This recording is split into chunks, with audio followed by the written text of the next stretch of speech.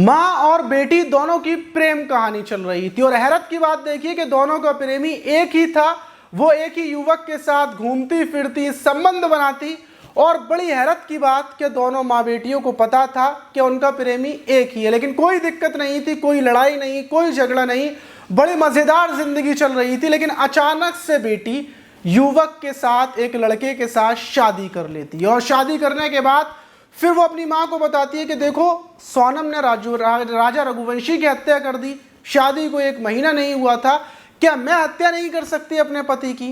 तो माँ बोलती है बिल्कुल हत्या कर सकती है। और फिर माँ और बेटी मिलकर एक प्लानिंग करते हैं और जिस लड़के के साथ बेटी की शादी हुई थी उसी युवक को 1 महीने के अंदर अंदर मौत के घाट उतार देते हैं। लेकिन जो राजा रघुवंशी की जैसे हत्या की थी, बिल्कुल सेम टू सेम वैसे ही उस युवक को मौत के घाट उतारा जाता है। पूरी कहानी जब आप सुनेंगे तो आप सोचेंगे कि इन माँ बेटियों ने तो सोनम को भी पीछे छोड़ दिया। तो पूरी कहानी शुरुआत से मैं आपको बताता हूँ कि किस युवक की कैसे और क्यों हत्या की गई। तो चलते हैं और इस कहानी को शुरुआत से जानते हैं। तो दोस्तों, मेरा नाम माज है। उम्मीद है कि आप सब अच्छे होंगे, सुरक्षित होंगे। और जो आज की घटना की शुरुआत है वो होती है तेलंगाना का जो जोगुलंबा ज़िला है वहीं का गदवाल थाना है और उसी थाने के अंतर्गत एक इलाके का रहने वाला लड़का तेजेश्वर, जिसकी उम्र 25 साल थी और जो एक बड़ी कंपनी में काम करता था। उसका काम था कि जगह जगह की जो जगहें होती हैं, खाली प्लॉट होते हैं, वहाँ के नपाई लेना, क्योंकि फिर उनकी कंपनी नक्शा बना कर देती है और प्राइवेट कंपनी है, उसी में वो नौकरी करता था।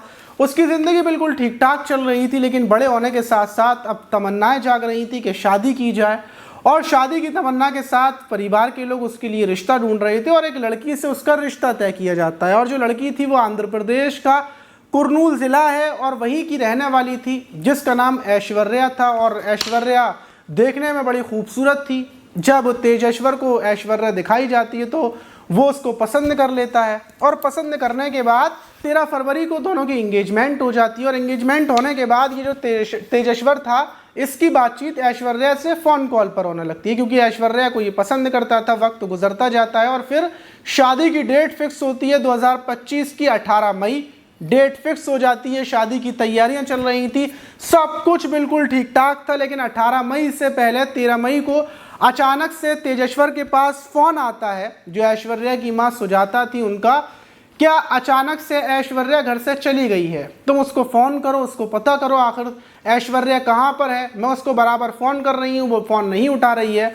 अब तेजेश्वर परेशान हो जाता है कि भैया ऐश्वर्या कहाँ चली गई, और वो ऐश्वर्या को ढूंढने के लिए फ़ौरन आंध्र प्रदेश आ जाता है। कुर्नूल ज़िले में ऐश्वर्या को ढूंढा जा रहा था, हर जगह पता किया जा रहा था। ऐश्वर्या की माँ सुजाता बताती है कि ऐश्वर्या घर से गुस्से में गई हुई है। वहीं ऐश्वर्या की जो माँ थी वो थाने में कोई एप्लीकेशन वगैरह नहीं देती, बस ऐश्वर्या को ढूंढने में लगी हुई थी। ऐश्वर्या फ़ोन उठाती है, अपनी माँ से बोलती है कि अब वो लौट कर नहीं आएगी। दूसरी तरफ तेजेश्वर परेशान था कि आखिर ऐश्वर्या शादी से पहले क्यों चली गई। अब चारों तरफ ये बातें चल रही थी कि जो ऐश्वर्या थी उसकी कहीं और प्रेम संबंध थे, इस वजह से वो भाग गई। तेजेश्वर का परिवार बोलता है कि लड़की भाग गई है तो भागने तो अच्छा हुआ कि शादी के बाद नहीं भागी, और तेजेश्वर का परिवार शादी से इनकार कर देता है। लेकिन जो तेजेश्वर था वो ऐश्वर्या को प्यार करने लगा था और बराबर वो ऐश्वर्या के पास फ़ोन कर रहा था। अब 13 मई से 14 मई लगती है, 15 और 16 मई लगती है, और अचानक से 16 मई को जो ऐश्वर्या थी उसका तेजेश्वर के पास फ़ोन आता है और वो बोलती है कि सॉरी, मुझसे गलती हो गई, मैं गुस्से में चली गई थी, मैं वापस घर आ गई हूँ। फ़ौरन तेजेश्वर पहुँचता है, ऐश्वर्या से बैठकर बातचीत करता है, उससे पूछता है कि आखिर तुम घर से क्यों भागी थी और क्या तुम किसी और लड़के के साथ भागी थी। तो ऐश्वर्या बोलती है कैसी बात कर रहे हो, मैं प्यार सिर्फ तुमसे करती हूँ, तुम्हारे अलावा किसी से प्यार नहीं करती, और मैं घर से जो भागी थी उसकी वजह ये थी कि मेरी माँ दहेज देने में, दहेज का सामान इकट्ठा करने में बहुत ज़्यादा गुस्सा कर रही थी, लोगों से उधार शुधार पैसे ले रही थी, और इसी वजह से मेरा अंदर से दिल टूट गया और दहेज इकट्ठा ना होने की वजह से मैं भाग गई थी, क्योंकि तुम्हारा परिवार गुस्सा करेगा, तुम शादी से शायद इनकार कर दो। अब जब तेजेश्वर ये बात सुनता है तो तेजेश्वर की आंखों में आंसू आ जाते हैं और वो बोलता है कि मुझे कुछ भी नहीं चाहिए, मुझे सिर्फ एक अच्छी जीवन साथी चाहिए जो तुम हो, और मैं सिर्फ तुमसे शादी करना चाहता हूँ, मुझे कुछ भी नहीं चाहिए। जो लाल जोड़ा मैं लेकर आऊँगा वो भी अपने पैसों का लाऊँगा, तुम कोई दान दहेज मत लाओ, बस मेरे साथ चलो। जो ऐश्वर्या खुश हो जाती है, तेजेश्वर को गले से लगाती है और फिर तैयारियां होना शुरू हो जाती हैं। और 18 मई को तेजेश्वर के साथ ऐश्वर्या की शादी होती है। शादी होने के बाद विदा होकर जैसे ही ऐश्वर्या तेजेश्वर के घर आती है तो दूसरे ही दिन वो पूरे तरीके से बदल जाती है। फिर वो तेजेश्वर से ना अच्छे से बातचीत करती, ना परिवार में किसी से बातचीत करती, बस दिन भर फ़ोन पर, चैटिंग पर, कॉल पर, फ़ोन कान पर लगा रहता, बातचीतों में लगी रहती। अब ये बात तेजेश्वर को अखरने लगती है। तेजेश्वर बोलता है ऐश्वर्या से कि आखिर तुम किससे बात करती रहती हो, तुम मुझसे कोई बातचीत नहीं करती हो, क्या मामला है। और ये बात तेजेश्वर अपने परिवार को भी बोलता है। परिवार बोलता है कि हम तो पहले ही बोल रहे थे कि ऐश्वर्या किसी और से लगी हुई है, लेकिन तूने हमारी एक नहीं मानी, हमारे खिलाफ जाकर तूने ऐश्वर्या से शादी कर ली, अब क्या किया जाए। अब वक्त गुजरना शुरू हो जाता है। अब जैसे तैसे तेजेश्वर ऐश्वर्या के साथ रह रहा था, लेकिन कोई प्यार नहीं मिल रहा था, ना ऐश्वर्या उससे ठीक से बातचीत करती थी। वक्त गुजरता जाता है और लगती है 17 जून को जब तेजेश्वर अपने घर से निकलता है काम पर जाने के लिए, तो उसके बाद वो लौटकर वापस नहीं आता। परिवार के लोग उसके फ़ोन पर फ़ोन करते हैं, फ़ोन स्विच ऑफ आ रहा था। परिवार परेशान हो जाता है और तेजेश्वर को ढूंढना शुरू किया जाता है। 17 से 18 जून लगती है, तब तक तेजेश्वर का कुछ पता नहीं चला था। और फिर तेजेश्वर का बड़ा भाई जो थाना है, गदवाल थाना, वहाँ पहुँचता है, अपने भाई की गुमशुदगी की रिपोर्ट दर्ज करवाता है कि मेरा भाई ऐसे ऐसे गायब हो गया है, उसका कुछ नहीं पता और अभी शादी को ढंग से 1 महीना भी नहीं हुआ और मेरा भाई गायब है। अब पुलिस जब ये सुनती है तो सुनने के बाद जो तेजेश्वर था उसको ढूंढना शुरू कर देती है। तेजेश्वर को चारों तरफ ढूंढा जा रहा था, उसके फ़ोन की कॉल डिटेल्स निकाली जाती है, तो फ़ोन तो मतलब लास्ट टाइम घर के बाहर निकलने के बाद बंद हो गया था। क्या आखिर तेजेश्वर कहाँ चला गया, किसी को कुछ नहीं पता था। अब पुलिस का जो शक जाता है, परिवार के लोग बताते हैं कि हमारा जो शक है वो हमारी नई नवेली दुल्हन ऐश्वर्या के ऊपर है, कि शायद तेजेश्वर को गायब करवाने में ऐश्वर्या का हाथ हो। वहीं पुलिस कंफर्म करने के लिए जो ऐश्वर्या का नंबर था उसकी कॉल डिटेल्स निकलवाती है कि आखिर इस ऐश्वर्या ने किसी से बातचीत की हो, क्योंकि इस टाइम पर क्राइम की बहुत ज़्यादा खबरें आ रही हैं, जैसे सोनम ने राजा रघुवंशी की हत्या कर दी। इसलिए पुलिस का माइंड सेट था और वो ऐश्वर्या की कॉल डिटेल्स निकलवाती है। और जैसे ही कॉल डिटेल्स आती है तो उसमें पता चलता है कि शादी के बाद ऐश्वर्या ने एक नंबर पर लगभग 2000 से ज़्यादा बार कॉल की थी, 2000 बार से ज़्यादा उस पर बातचीत हुई थी और जो वो नंबर है वो एक बैंक कर्मचारी का है। पुलिस को बस इतना पता चलता है और पुलिस ऐश्वर्या से पूछताछ करने में लग जाती है कि शादी के बाद तुम्हारे किसके साथ अवैध संबंध है, तुम किससे बातचीत कर रही थी। जब ये पूछा जाता है तो जो ऐश्वर्या थी वो बोलती है मैं किसी से बात नहीं करती, मैं ना किसी से मेरा कोई संबंध है। पुलिस प्रूफ दिखाती है कि ये देखो नंबर किसका है, तुम किससे बात करती हो, जल्दी से बता दो कि आखिर जो तेजेश्वर है वो कहाँ पर है, वरना हम ये जिससे तुम बात करती हो इसको भी उठा लेंगे, सबको गिरफ्तार कर लेंगे। और दूसरी तरफ पुलिस को ये भी पता चला था कि जो बैंक कर्मी है उसी के साथ ये शादी से पहले भागी थी, पुलिस ने ये भी पता कर लिया था। और पुलिस जब ये सारी बातें ऐश्वर्या के सामने रखती है तो ऐश्वर्या टूट जाती है और बोलती है कि हाँ साहब, मैंने ही तेजेश्वर की हत्या करवाई है। ये सुनते ही पुलिस वालों के हाथ पैर फूल जाते हैं कि तेजेश्वर की हत्या करवा दी, लाश कहाँ पर है, किसने हत्या की, कब की, ढेर सारे सवाल ऐश्वर्या से जब किए जाते हैं तो ऐश्वर्या बोलती है कि जो तेजेश्वर की लाश आंध्र प्रदेश का जो नंदयाल जिला है वहीं पर पन्यास के जंगलों में पड़ी हुई है, वहीं पर उसकी हत्या कर लाश फेंक दी गई है। पुलिस ये सुनते ही फौरन आंध्र प्रदेश पुलिस से कांटेक्ट करती है, वहाँ जो पन्यास थाना है वहाँ कांटेक्ट करती है और जो जंगलों में भेजा जाता है तो वहाँ पुलिस को पता चलता है कि एक लाश बुरी हालत में वहाँ पर पड़ी हुई है, जिसका गला शरीर पर चाकू से गूदा गया है।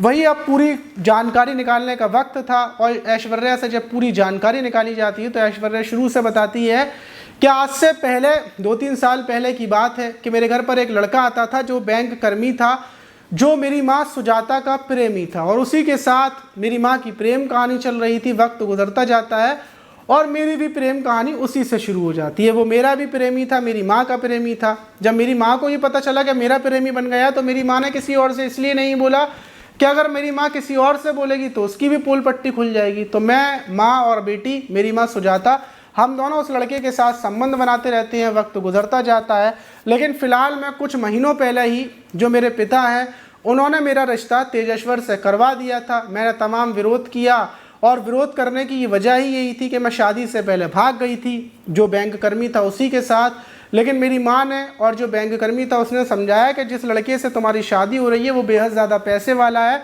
तुम आराम से उसके साथ जाओ, बाद में हम देख लेंगे और फिर उसकी प्रॉपर्टी, उसका घर, उसका पैसा सब कुछ तुम्हारा होगा और फिर अच्छे से हम जिंदगी गुजारेंगे। ये ऐश्वर्या ने मतलब अपने प्रेमी और अपनी माँ के साथ मिलकर प्लानिंग की थी और ये फिर ये वापस आ जाती है, मतलब अपने पति के पास आ जाती है जिससे इसकी शादी होती है। शादी के बाद ये बराबर जो बैंक कर्मी था और माँ थी इससे प्लानिंग में लगी हुई थी, प्लानिंग बराबर चल रही थी और जो बैंक कर्मी है उसने कुछ किलर्स पैसों में लिए थे, 3-4 लड़के पैसों में लिए थे और अपनी कार दी थी और अपना ड्राइवर दिया था इसलिए कि वो कंफर्म कर सके क्या मतलब वो तेजेश्वर की हत्या की या नहीं की।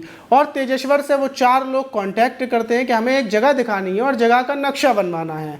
तेजेश्वर राजी हो जाता है और 17 जून को तेजेश्वर को वो लोग अपनी कार में बिठाकर जो आंध्र प्रदेश की तरफ, मतलब जैसे ही कार में बिठाकर निकलते हैं तो तेजेश्वर बोलता है किधर लेकर जा रहे हो, और बीच में चाकू वगैरह निकाल कर वहीं पर कार में ही उसकी हत्या कर देते हैं। और हत्या करने के बाद बराबर ये ऐश्वर्या के और जो बैंक कर्मी था उसके कांटेक्ट में थे, ऐश्वर्या का प्रेमी उसके कांटेक्ट में और माँ के कांटेक्ट में, और फिर लाश को जो पन्यास का जंगल है वहाँ पर फेंक आते हैं और फेंकने के बाद अपने अपने रास्ते निकल जाते हैं। वहीं ऐश्वर्या को पता चल चुका था कि उसके पति की हत्या हो चुकी है, सुजाता को भी पता था और ये लोग खुश थे कि तेजेश्वर की हत्या हो गई, अब सारी प्रॉपर्टी, सारा पैसा ऐश्वर्या का होगा और माँ बेटी वहीं पर रहेंगी और अपने प्रेमी के साथ ज़िंदगी गुजारेंगी, घूमेंगी फिरेंगी।